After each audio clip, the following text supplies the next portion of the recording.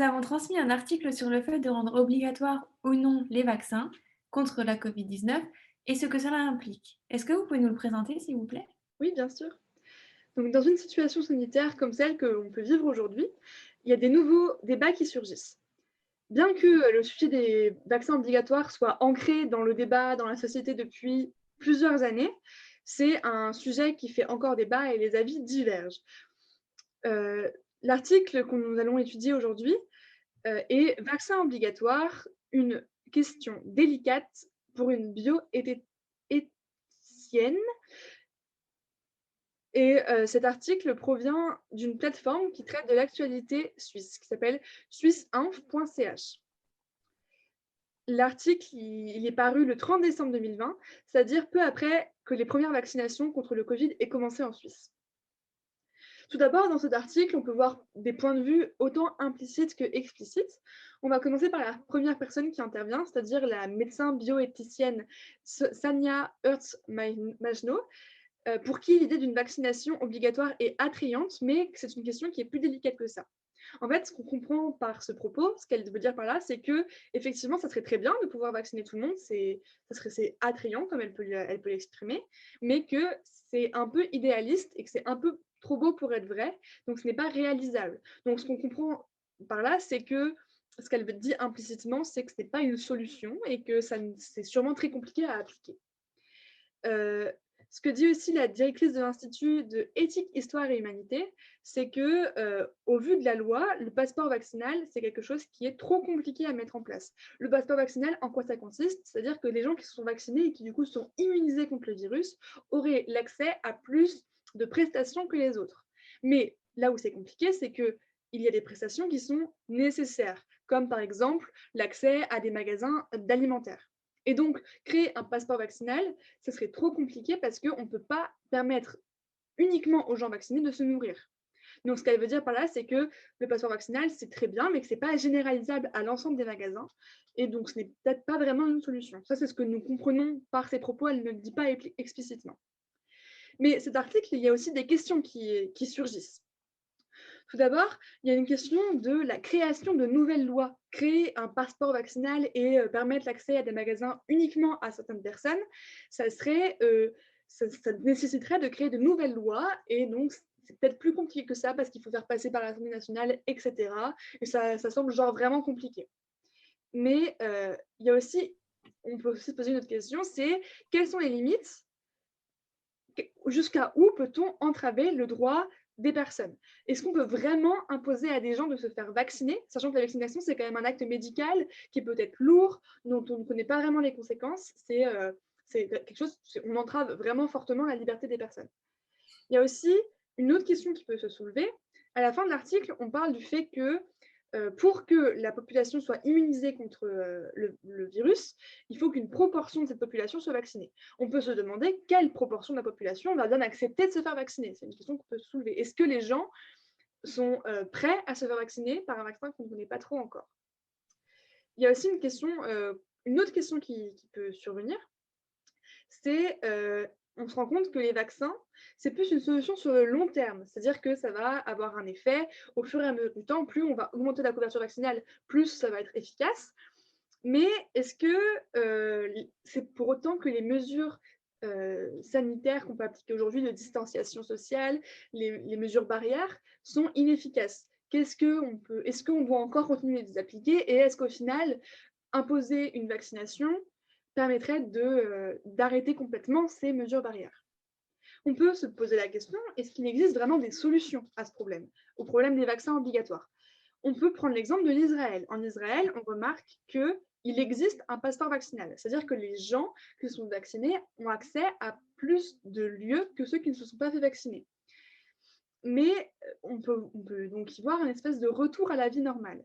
Mais est-ce que c'est vraiment une solution, ce qu'a pu faire l'Israël? Parce que au final, il y a quand même des gens qui ne peuvent pas accéder à tout. La vaccination prend du temps, même si elle est beaucoup plus rapide. Et est-ce que c'est sécurisé de vacciner autant de gens d'un coup? On ne peut pas trop savoir. Donc, est-ce que c'est vraiment une solution que propose l'Israël? Et au final, on peut proposer une solution qui semble être temporaire, c'est celle qui semble être adoptée par la France actuellement, c'est de vacciner les volontaires et les personnes à risque. ceux qui acceptent de se faire vacciner, les plus fragiles, et de conserver des mesures de distanciation et des mesures barrières très présentes et qui empêchent la liberté, par d'autre part, de beaucoup de citoyens français.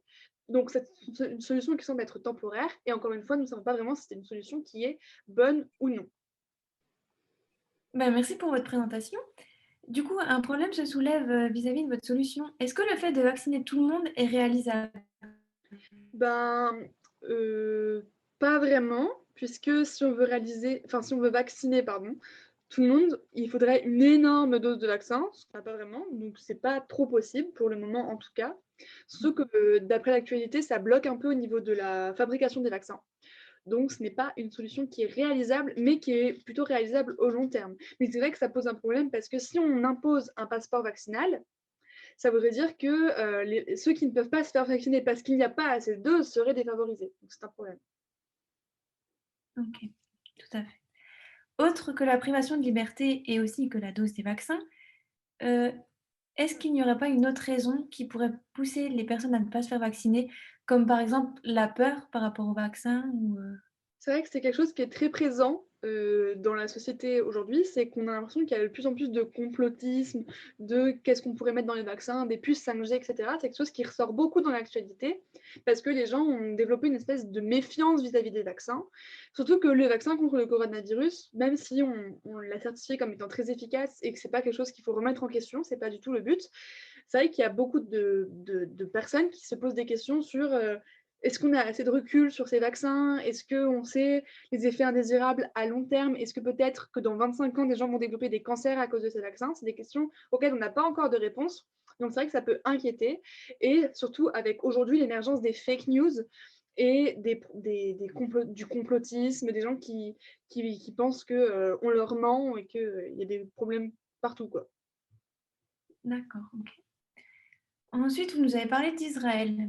Et est-ce qu'il n'y aurait pas un problème éthique qui se soulèverait du fait que c'est pas égalitaire, rien qu'au sein du pays, mais aussi dans le monde? C'est vrai que en Israël, il y a un problème qui se soulève, c'est qu'on a décidé de vacciner en priorité les personnes âgées, comme en France, des personnes fragiles, mais que du coup, ces personnes-là ont accès à plein d'activités que les autres personnes n'y ont pas accès, alors que les autres personnes n'y ont pas accès.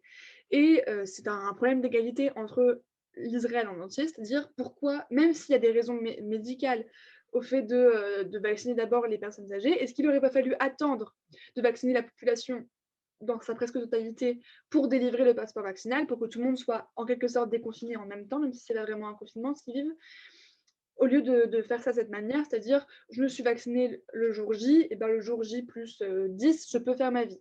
Enfin, c'est quelque chose qu'on peut effectivement remettre en question. Il y a aussi un autre problème qui s'est posé en Israël, c'est que pourquoi est-ce que l'Israël a réussi à vacciner autant de personnes, autant de sa population? C'est parce qu'ils ont fait un accord avec des laboratoires pharmaceutiques, c'est-à-dire qu'ils ont échangé des données médicales et des données d'études contre une grande dose de vaccin. Donc c'est vrai que c'est inégalitaire par rapport au reste de la population qui se bat pour avoir des doses, alors que l'Israël a échangé ça. Est-ce que c'est vraiment juste que l'Israël ait autant de doses de vaccins? C'est une question qu'on peut se poser effectivement. Mhm. Ok, tout à fait. Eh bien, merci de votre présentation et merci pour cette petite discussion. Pas de problème. On vous retransmettra les résultats. Du coup, pour finir cette vidéo, on va faire un petit récapitulatif, un petit débrief de ce qui vient de se passer. Donc déjà, je vais commencer par vous donner mon avis sur ma prestation. Donc, est-ce que je pense que j'ai bien ou mal fait? Je pense que déjà, j'avais pas mal de tics, parce que c'est le stress, c'est de devoir parler pendant 5 minutes sans personne qui nous interrompt et devoir exprimer son avis. C'est-à-dire que je me touche beaucoup les cheveux quand je suis stressée, j'ai tendance à parler un peu vite, je touche beaucoup mes colliers. Donc, c'est des mouvements qui sont parasites qu'on peut essayer d'éviter au maximum. C'est-à-dire que quand on parle, on se concentre pour pas trop toucher ses cheveux, pour pas craquer ses doigts, pour pas se ronger les ongles, ce genre de trucs. Donc ça, c'est ce que je pense que j'ai fait. Oui, effectivement, tu as eu pas mal de tics de stress. Tu parlais assez vite, tu touchais les cheveux et ton collier, comme tu disais. Et il y a aussi quelques petits tics de langage. Par exemple, dire genre quand tu présentes, ou encore faire des grands E parce que tu es stressé et que tu cherches tes mots. Mais après, on peut aussi relever les points positifs de ta présentation. Tu regardais pas beaucoup tes notes. Et du coup, ça, c'est vraiment positif parce qu'il y a vraiment un contact avec le jury en face. Tu avais l'air vraiment d'avoir compris le texte. et de maîtriser vraiment le sujet, notamment avec Israël, tout ça, bah, ça se voit que tu avais quand même des connaissances à côté et ça, je pense que c'est vraiment du positif, après pour la présentation et sinon, tu avais vraiment l'air assurée et quand même un peu confiante et ça, c'est bien parce que ça fait pas timide ni pas sûre de soi. Bah, super. On espère que cette, petite vidéo vous aura plu, que ça vous aura donné encore des astuces et ça vous aura rassuré sur, comment aborder, cet oral qui est, le MEM 3. On vous souhaite bon courage et à plus! Bon courage, bisous!